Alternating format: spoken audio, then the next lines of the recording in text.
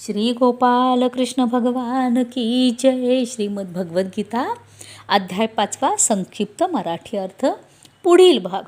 परमेश्वर मनुष्यांचे कर्तेपण कर्मे किंवा कर्मफलाशी संयोग उत्पन्न करीत नाही, तर प्रकृतीच खेळ करीत असते. सर्वव्यापी परमेश्वर ही कोणाचेही पापकर्म किंवा पुण्यकर्म स्वतःकडे घेत नाही, परंतु अज्ञानाने ज्ञान झाकलेले आहे. त्यामुळे सर्व अज्ञानी लोक मोहित होतात.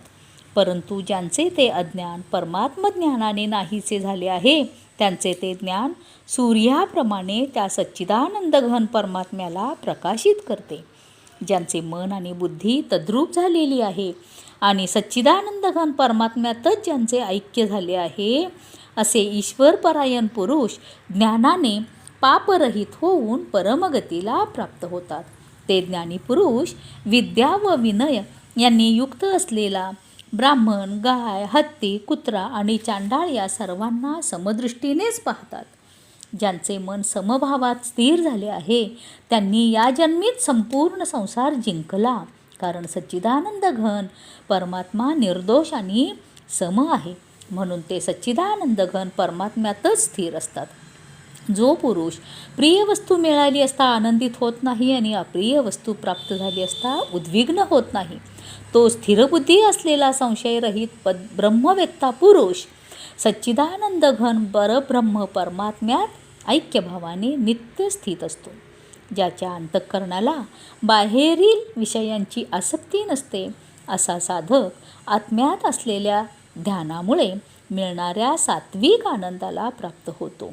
त्यानंतर तो सच्चिदानंद घन परब्रह्म परमात्म्याच्या ध्यानरूप योगात ऐक्यभावाने स्थिती असलेला पुरुष अक्षय आनंदाचा अनुभव घेतो. हे जे इंद्रिय आणि विषय यांच्या संयोगाने उत्पन्न होणारे सर्व भोग आहेत, ते जरी विषयी पुरुषांना सुखरूप वाटत असले, तरी तेही दुःखालाच कारण होणारे आणि अनित्य आहेत. म्हणून हे अर्जुना, बुद्धिमान विवेकी पुरुष त्यात रमत नाहीत. जो साधक या मनुष्य शरीरात शरीर पडण्याआधीच कामक्रोधामुळे उत्पन्न होणारा आवेग सहन करण्यास समर्थ होतो, तोच योगी होय आणि तोच सुखी होय. जो पुरुष अंतरात्म्यातच सुखी, आत्म्यातच रमणारा आणि आत्म्यातच ज्ञान मिळालेला असतो, तो सच्चिदानंद घन परब्रह्म परमात्म्यासह ऐक्यभावाला प्राप्त झालेला सांख्ययोगी शांत ब्रह्माला प्राप्त होतो. ज्यांचे सर्व पाप नष्ट झाले आहे, ज्यांचे सर्व संशय ज्ञानामुळे फिटले आहेत, जे प्राणीमात्राच्या कल्याणात तत्पर आहेत आणि ज्यांचे जिंकलेले मन निश्चलपणे परमात्म्यात स्थिर असते, ते ब्रह्मवेत्ते शांत ब्रह्माला प्राप्त होतात. काम क्रोध मावळलेले, मन जिंकलेले, परब्रह्म परमात्म्याचा साक्षात्कार करून घेतलेले जे ज्ञानी पुरुष असतात, त्यांना सर्व बाजूंनी शांत परब्रह्म परमात्माच परिपूर्ण असतो. बाहेरच्या विषयभोगांचे चिंतन न करता ते बाहेरच ठेवून दृष्टी भुवयांच्या मध्यभागी स्थिर करून, तसेच नाकातून वाहणारे प्राण आणि अपान सम करून, ज्याने इंद्रिये मन बुद्धी जिंकली आहेत, असा मोक्षतत्पर मुनी इच्छा, भय आणि क्रोध यांनी रहित झाला की तो सदोदित मुक्तच असतो.